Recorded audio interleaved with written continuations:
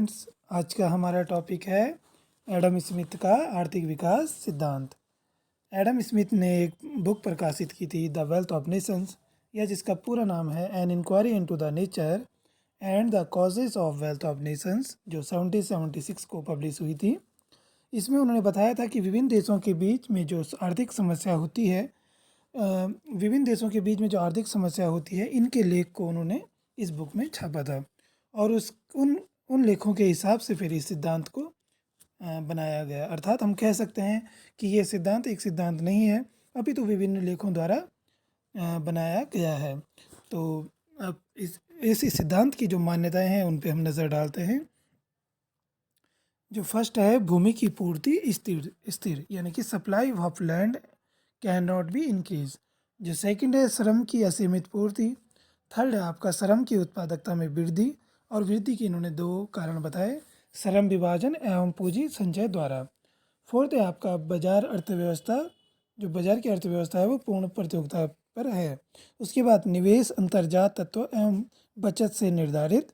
और लास्ट है आपको संसाधनों का आवंटन अबंध नीति एवं अदृश्य हाथ द्वारा। अर्थात अबंध नीति कह सकते हैं कि जिसमें सरकार का हस्तक्षेप नहीं होता है। तो अब प्रकाश डालते हैं इसकी विशेषताओं पर। जो पहली विशेषता है, प्राकृतिक नियमों की सार्वभौमिकता अर्थात नेचुरल लॉ। एडम स्मिथ ने बताया कि जो मनुष्य का मूल सिद्धांत है कि एडम स्मिथ ने बताया कि विकास का जो मूल स्रोत है वो मनुष्य की प्रेरणा शक्ति को बतलाया। यहाँ पे हम देख सकते हैं प्राकृतिक नियमों की सार्वभौमिकता के बारे में बताया गया है। यहाँ पे इन्होंने बताया है कि एडम स्मिथ में जो विकास का मूल स्रोत है वो मनुष्य की प्रेरणा शक्ति को बतलाया। इन्होंने जो अबंध नीति यानी कि सरकार का हस्तक्षेप नहीं होना चाहिए, इस पर इन्होंने विशेष बल दिया। इन्होंने आर्थिक विकास के 3 एजेंट बताए। फर्स्ट है आपका कृषि, सेकंड है आपका उत्पादक, और थर्ड है आपका व्यवसाय। अर्थात जब हम कृषि करेंगे उसके बाद उसको हम बेचेंगे और उसके बाद उसका व्यवसाय होगा। तो यह इन्होंने 3 एजेंटों को बताया। सेकंड जो विशेषता है वह है उत्पादन फलन यानी कि प्रोडक्शन फंक्शन। इसको एडम स्मिथ ने y equal to function of k, l and n के द्वारा परिभाषित किया, जहाँ पे n स्टूडेंट्स होता है भूमि, l इज इक्वल टू श्रम and k is equal to पूंजी। एडम स्मिथ ने बताया कि जो उत्पादन फलन है वह पैमाने के बढ़ते प्रतिफल से संबंधित होता है। अर्थात बढ़ते प्रतिफल से संबंधित को हम कह सकते हैं कि ये परस्पर लाभ की ओर अग्रसर होता है। थर्ड इन्होंने जो बताया है उत्पादन की तकनीक, इसमें जो फर्स्ट है श्रम विभाजन। श्रम विभाजन की बात की गई है। तो श्रम विभाजन में जो होता है, उन्होंने बताया कि श्रम विभाजन से जो श्रम की उत्पादकता है शक्तियों में सुधार होता है तथा निम्न 3 लाभ होते हैं। श्रम विभाजन से श्रम की उत्पादक शक्तियों में सुधार होता है तथा निम्न 3 लाभ होते हैं। श्रम विभाजन से स्टूडेंट आशय है कि किसी एक काम को भिन्न भिन्न लोगों द्वारा किया जाना, जैसे टाइल्स है तो टाइल्स बनती कहीं और हैं और उसके बाद वो है उनको बेचता कोई और है और उसके बाद लगाता कोई और है। तो यह एक श्रम विभाजन का एक उदाहरण है। मतलब है तो टाइल्स ही, परंतु उनमें 3 अलग अलग लोग काम कर रहे हैं। या जैसे गन्ना है, गन्ने को उगाता कोई और है, काटता कोई और है, और अंत में चीनी बनाने के लिए किसी और के पास दिया जाता है। अर्थात हम ये समझ सकते हैं कि किसी एक काम को करने के लिए, एक ही काम को करने के लिए जो अलग अलग लोगों का जो ज़रूरत होती है उसे हम श्रम विभाजन कहते हैं। ठीक है। तो जो 3 लाभ इन्होंने बताए हैं वह है प्रत्येक श्रमिक की कार्य क्षमता में वृद्धि, अर्थात उत्पादन की तकनीक से जो श्रमिक की जो कार्य क्षमता है उसमें वृद्धि होती है। वस्तुओं के उत्पादन में लगे समय में कमी आती है। और थर्ड है आपका अच्छी मशीनों एवं उपकरणों आविष्कार, समुचित बाजार का विकास होगा, तभी उत्पादन की तकनीकी व श्रम विभाजन का फायदा होगा। अर्थात जब हम नई मशीनों का प्रयोग करेंगे उसके बाद ही हमें श्रम विभाजन और उत्पादन की तकनीक का क्या होगा, फायदा होगा। तो नेक्स्ट है आपका पूंजी संचय की प्रक्रिया। बचत व लाभ होने पर पूंजी संचय में वृद्धि होगी, श्रम विभाजन होगा, उत्पादन होगा और बढ़ेगा, लाभ बढ़ेगा। इस प्रकार अर्थव्यवस्था में अधिक आर्थिक विकास की प्रक्रिया प्रारंभ होगी। तो एडम स्मिथ ने बताया कि जब बाजार में जब पूंजी संचय की प्रक्रिया होने लग जाएगी तो बचत व लाभ होने लग जाएगा। ठीक है, जब बचत व लाभ होने लग जाएगा तो उसके बाद पूंजी संचय में वृद्धि होगी, श्रम विभाजन होगा, श्रम विभाजन तो होगा ही, उत्पादन होगा अर्थात नए प्रोडक्शन होंगे और बढ़ेंगे, नए प्रोडक्शन होंगे और नए प्रोडक्शन बढ़ेंगे, जिससे क्या होगा, लाभ और अधिक बढ़ेगा। इस प्रकार अर्थव्यवस्था में आर्थिक विकास की प्रक्रिया प्रारंभ हो जाएगी।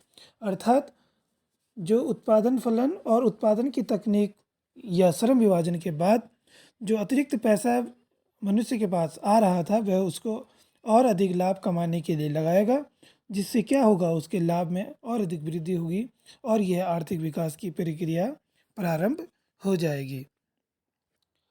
एडम स्मिथ ने माना कि जो बचतें हैं वे पूंजीपति व भूमिपति द्वारा की जाती हैं।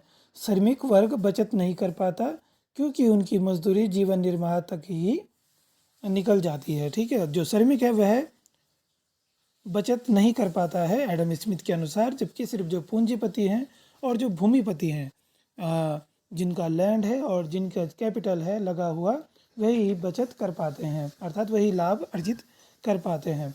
एडम स्मिथ के अनुसार आर्थिक विकास के साथ साथ लाभ कम होने लगता है, आर्थिक विकास के साथ साथ लाभ कम होने लगता है क्योंकि पूंजी स्टॉक बढ़ने पर श्रम की अधिक मांग होती है, जिससे श्रमिकों की मजदूरी भी बढ़ती है। एडम स्मिथ ने माना कि जब लाभ अधिक होने लग जाता है या अत्यधिक होने लग जाता है, उसके बाद ये होता है कि वह अपने काम को आगे बढ़ाने का प्रयास करता है और जिस काम को बढ़ाने के चक्कर में उसे अच्छे श्रमिक या जो श्रमिकों को काफ़ी टाइम हो चुका है कुशल बन जाते हैं, तकनीक का प्रयोग करना सीख जाते हैं, उन्हें अधिक धन देना होता है और इससे क्या होता है कि पूंजी स्टॉक बढ़ने पर श्रम की अधिक मांग होती है। पूंजी स्टॉक बढ़ने लग जाता है जिससे श्रम की हमें अधिक मांग होती है, जिससे क्या होता है, श्रमिकों की मजदूरी भी भूमिपति और पूंजीपति दोनों को बढ़ानी पड़ती है। ठीक है, तो ये आपका पूंजी संचय की प्रक्रिया थी।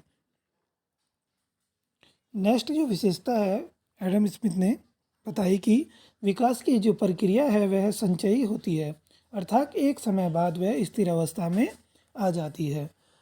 राष्ट्रीय आय व और उत्पादन का स्तर बढ़ता है, जिससे सेविंग्स बढ़ती है, इन्वेस्टमेंट्स बढ़ता है, तो पूंजी स्टॉक भी बढ़ेगा और इनके पश्चात पूंजी संचय यानी कि मशीन और उपकरण भी बढ़ेंगे, जिससे एक स्थिति ऐसी आ जाएगी कि वृद्धि की गति कम हो जाएगी, जिससे उन्होंने दो कारण बताए कि जो आर्थिक स्थिति है उसके रुकने के, आर्थिक विकास की प्रक्रिया के स्थिर होने के उन्होंने दो कारण बताए। एक तो उन्होंने पहला बताया प्राकृतिक संसाधन जो होते हैं वे सीमित होते हैं, जो तो आप सभी लोग जानते हैं कि जो प्राकृतिक संसाधन है वो सीमित हैं। और जो दूसरा उन्होंने बताया कि लाभ में कमी, क्योंकि एक समय पश्चात ऐसे होने लग जाता है कि लाभ में कमी आने लग जाती है और जब लाभ में कमी आएगी तो नए व्यापारी नहीं आ पाएंगे और लाभ सीमित हो जाएगा और एक अवस्था ऐसी आएगी जिससे आर्थिक विकास क्या हो जाएगा, हमारा स्थिर हो जाएगा। ठीक है, अर्थात जब किसी भी उद्योग में लाभ बचा ही नहीं रहेगा या बहुत कम मात्रा में बचा रहेगा तो फिर नए उद्योगों का आना उसमें संभव नहीं है, क्योंकि नए उद्योग भी तभी आएंगे जब उन्हें लाभ अधिक मिल रहा हो। उसके बाद जो अवस्था आती है उसको कहते हैं स्थिर अर्थव्यवस्था। जो लास्ट विशेषता उन्होंने बताई है वह है स्थिर अर्थव्यवस्था। एडम स्मिथ के अनुसार आर्थिक विकास की प्रक्रिया एक समय बाद स्थिर अर्थव्यवस्था बन जाती है, जिससे कुल आय में स्थिरता दिखाई देती है, जीवन निर्वाह मजदूरी प्राप्त होती है, लाभ कम होने लगता है और शुद्ध विनियोग की कमी होती है। ठीक है, और जनसंख्या भी अपरिवर्तित रहती है। जनसंख्या से जो कॉन्सेप्ट है यहाँ पे श्रमिकों, लेबर और उनसे लगाया जा सकता है। ठीक है, तो एक समय बाद ये सब स्थिर होने लग जाता है। ये धन भी हमारा स्थिर होने लग जाता है, मतलब धन से अभिप्राय है लाभ से, लाभ हमारा स्थिर अवस्था में आ जाता है, तो इससे क्या है, स्थिर अर्थव्यवस्था उत्पन्न हो जाती है।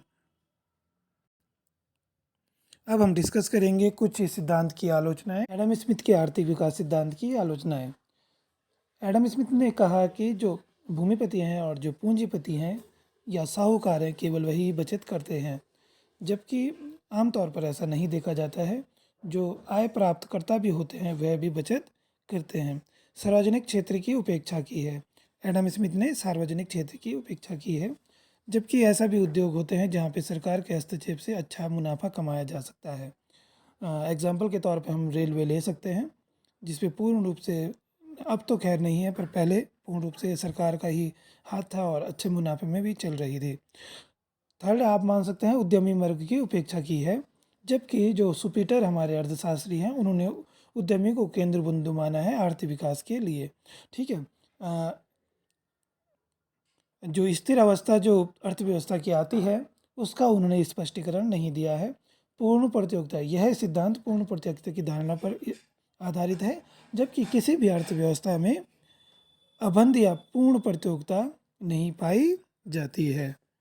तो यहीं पे ये सिद्धांत समाप्त होता है। आपको मिलते हैं नेक्स्ट ब्लॉग में। Thank you.